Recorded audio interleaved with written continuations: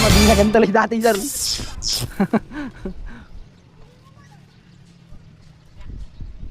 Alright mga master, nasa taas na nga pala tayo ng poste kasi tatalian nga pala natin yan 20 tapin na yan.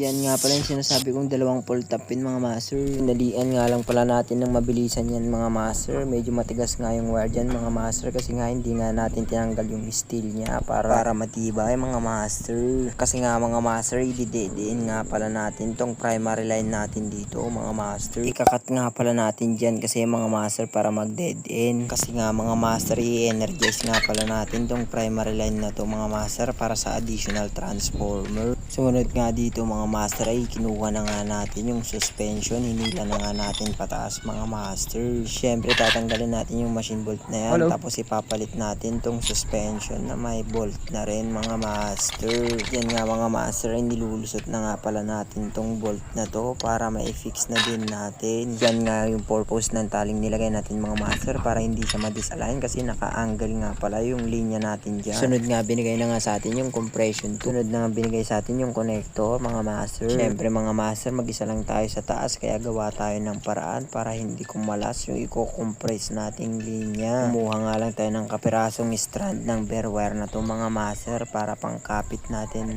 dito sa wire na itong idudugtong natin mga master. Ilan nga lang yan sa mga diskarte natin mga master para hindi tayo mahirapan. Yan nga mga master, tinalian nga lang natin yan. Yan ang magsisilbing hahawak sa wire natin para pag kinompress natin yan hindi gagalaw-galaw at hindi mahihila mga master.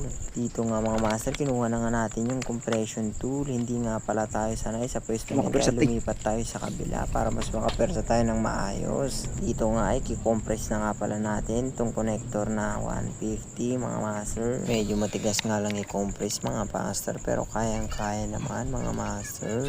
Medyo ilabas lang ba yung 100% mga master. After nga natin kompresan ng isa yan mga master, tinanggal na nga rin pala natin yung pinangtali natin dyan na panghawak sa mga wire natin. O di ba mga master, napaka-effective mga master. Syempre mga master, kukompresan pa natin ng isang beses yan para matibay na matibay mga master. Yan nga mga master, nilalagay na nga pala natin yung isang connector dyan mga master para may compress na din natin. Medyo malayo na nga yung isang connector mga master kaya naman medyo mapipersa tayo na maigi dyan mga master.